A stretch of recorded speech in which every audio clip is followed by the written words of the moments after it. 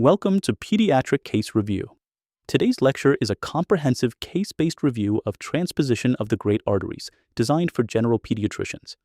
We will work through 12 cases covering recognition, the parallel circulation, the hyperoxia test, the examination, the chest radiograph, the electrocardiogram, the preoperative echo, prostaglandin, balloon septostomy, the arterial switch, its late complications, and a bedside warning sign.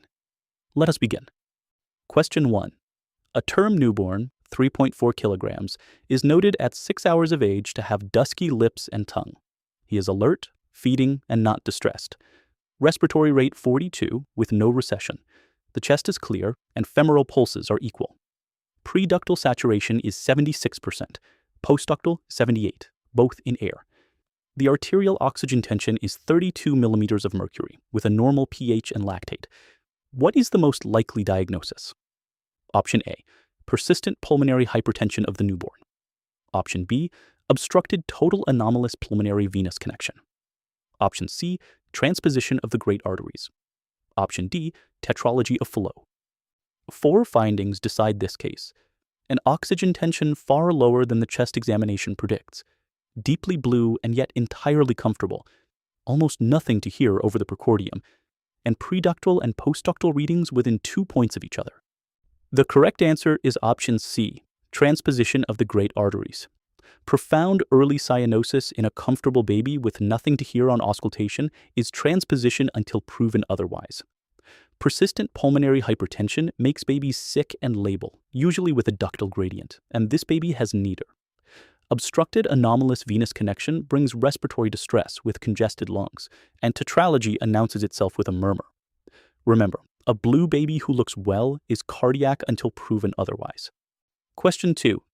A 12-hour-old term newborn has echocardiography confirming that the aorta arises from the right ventricle and the pulmonary artery from the left. The ventricular septum is intact, with a 3 mm duct and a 2 mm foramen ovale. In 100% oxygen, his saturation remains 70%, and his chest radiograph is clear. Which mechanism best explains why he remains cyanosed? Option A, the systemic and pulmonary circulations run in parallel rather than in series. Option B, pulmonary blood flow is reduced by right ventricular outflow tract obstruction. Option C, oxygenated and desaturated blood mix within a single common ventricle. Option D, pulmonary venous return is obstructed, raising pulmonary venous pressure. 4 findings decide this case. The lungs are oxygenating blood perfectly well. Desaturated blood returns from the body straight back to the body. Oxygenated blood recirculates uselessly through the lungs. And survival is riding on 2 small mixing sites, the foramen and the duct. The correct answer is option A. The circulations run in parallel rather than in series. With the great arteries swapped, each circuit feeds itself. Deoxygenated blood returns to the body, oxygenated blood returns to the lungs, and survival depends entirely on mixing at the foramen and the duct. There is no outflow obstruction and no common ventricle here, and the pulmonary veins drain normally. This is why more oxygen cannot help. Oxygen at the alveolus was never the problem. Delivery to the body is. Question 3. A 4-hour-old term newborn is centrally cyanosed with a preductal saturation of 72%. He is placed in 100% oxygen for 10 minutes, and an arterial sample is taken from the right radial artery. The film is clear with normal volumes. The carbon dioxide is normal, and the oxygen tension in 100% oxygen is 41 millimeters of mercury. How should this result be interpreted? Option A. The lungs are the primary problem, and surfactant should be given. Option B. Methemoglobinemia is the leading diagnosis. Option C. The value is within the expected range for a newborn in 100% oxygen. Option D. Systemic blood is bypassing the lungs. A cardiac cause is most likely. 4 findings decide this case. A healthy newborn in 100% oxygen should reach a tension far above this. The sample came from the right radial artery, a preductal site. The lungs look and sound normal, and the oxygen was delivered. So the failure sits between the alveolus and the artery. The correct answer is option D. Systemic blood is bypassing the lungs, and a cardiac cause is most likely. An oxygen tension that stays below 100 millimeters of mercury despite 100% oxygen is a failed hyperoxia test. In most lung disease, the tension climbs above 150 once the alveoli fill with oxygen. In cyanotic heart disease, it barely moves because systemic blood never passes through a ventilated lung. And in methemoglobinemia, the measured tension is characteristically normal or high. A genuinely low value argues directly against it. 100 and 150. Hold those two numbers. Question 4. A 2-day-old term newborn is deeply cyanosed and unresponsive to oxygen, referred for a cardiac opinion. He is feeding and not distressed. The precordium is active with a right ventricular heave. Femoral pulses are equal, and echocardiography has confirmed transposition with an intact ventricular septum. Which auscultatory finding would you most expect? Option A, a pansystolic murmur at the lower left sternal border. Option B, a single loud second heart sound with no murmur. Option C, a continuous machinery murmur below the left clavicle. Option D, an ejection systolic murmur with a widely split fixed second sound. 4 findings decide this case. The great vessels are stacked front to back. The aorta lies directly behind the sternum. The ventricular septum is intact, so there is no jet to hear. And each option implies an anatomy, a hole, a narrowing, or a channel. The correct answer is option B, a single loud second heart sound with no murmur. The transposed aorta lies directly anterior, so its closure sound reaches the stethoscope loud and single. With an intact septum, there is often no murmur at all, and a murmur, when present, usually signals an associated defect. The pansystolic murmur belongs to a septal defect, the machinery murmur to a duct in an older infant, and the fixed split to an atrial septal defect. Here, silence is the finding. Question 5. An 18-hour-old term newborn has a saturation of 74% in full oxygen and no audible murmur. A chest radiograph is taken before transfer. It shows normal lung volumes and vascularity that is normal to mildly increased, with no effusion and no consolidation. Which cardiac silhouette is most characteristic? Option A, an oval silhouette with a narrow superior mediastinum.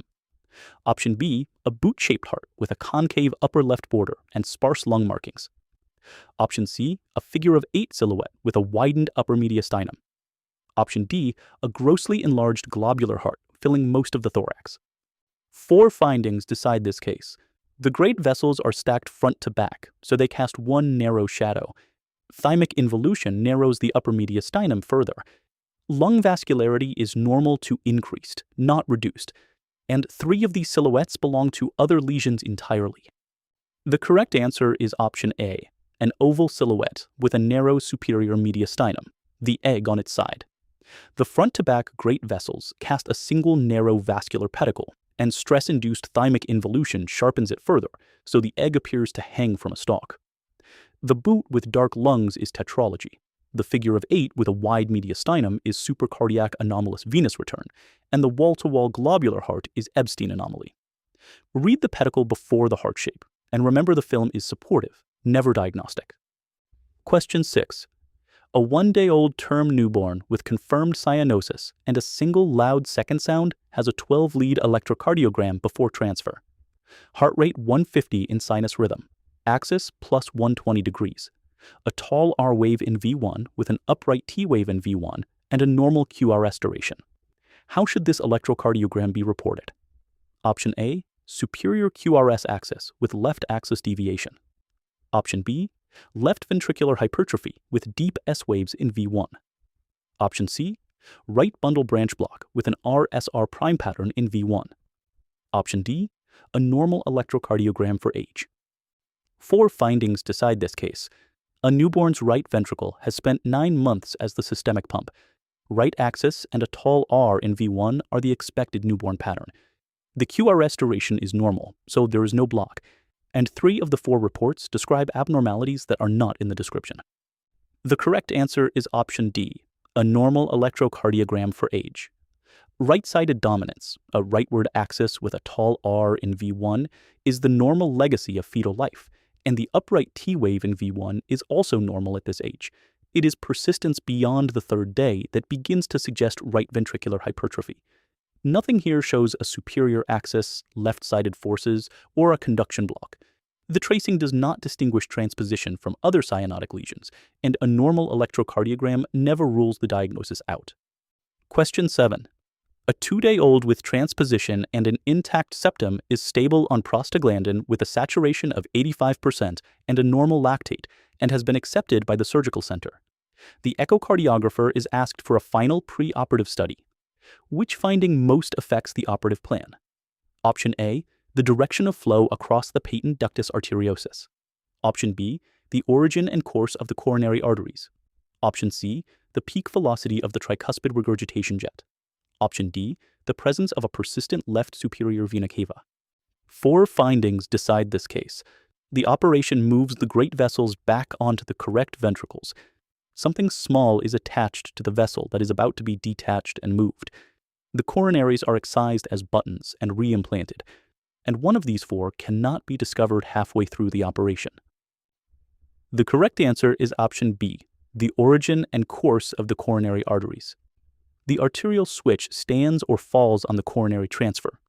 Each ostium is excised as a button and reimplanted into the new aortic root, and both normally arise from the sinuses that face the pulmonary artery. An unusual pattern, a single ostium, and intramural course, changes the technique. It never cancels the operation, but the surgeon cannot afford to meet it unannounced. Duct flow, the tricuspid jet, and a left superior cava are details. The coronaries are the plan. Question 8. A 5-hour-old term newborn arrives from a peripheral hospital deeply cyanosed, saturation 65% in full oxygen, heart rate 160, capillary refill 4 seconds. Echocardiography shows the aorta from the right ventricle, an intact septum, a restrictive foramen ovale, and a narrowing duct. The surgical center is 3 hours away. The pH is 7.21 and the lactate 4.8. What is the single most important immediate intervention? Option A, intubate and hyperventilate in 100% oxygen. Option B, start dopamine. Option C, start an intravenous prostaglandin E1 infusion. Option D, give furosemide and restrict fluids. 4 findings decide this case. Oxygen has already been tried at maximum and has not worked. The duct, one of the 2 mixing doors, is closing on its own. A 3-hour road journey lies ahead, and the acidosis is a delivery problem, not a fluid problem. The correct